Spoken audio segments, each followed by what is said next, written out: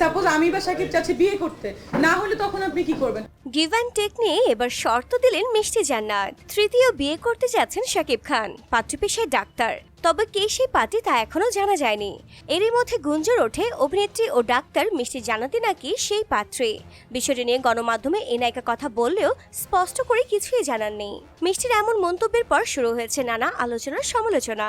পাশাপাশি তার চরিত্র নিয়েও নানা রকম প্রশ্ন তুলছেন অনেকে। একাধিক ব্যক্তির সঙ্গে প্রেমেরও গুঞ্জন ওঠে এই অভিনেত্রীকে নিয়ে। এসব গুঞ্জনের খোলামেলা জবাব দিয়েছেন এই অভিনেত্রী। মিষ্টি জান্নাত বলেন, আমার সঙ্গে গিভ অ্যান্ড টেক করতে হলে সমপর্যায়ে আসতে হবে। সমপর্যায়ে তো নেই। 2 লাখ 5 লাখ টাকা দিয়ে আমার সঙ্গে থাকা যাবে না।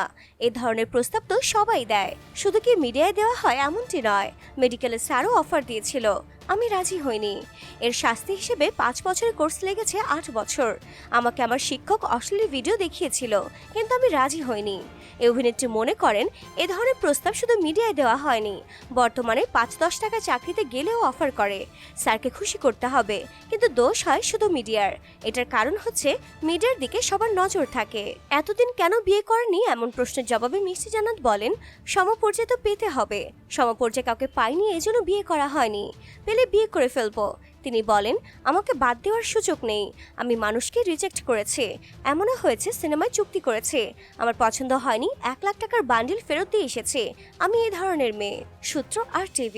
তো ডিয়ার ভিউয়ার্স, মিষ্টি জান্নাতকে নিয়ে আপনার কি মন্তব্য অবশ্যই তা কমেন্টস করে জানাবেন। আর ভিডিওটি ভালো লেগে থাকলে লাইক, কমেন্টস আর শেয়ার করতে ভুলবেন না।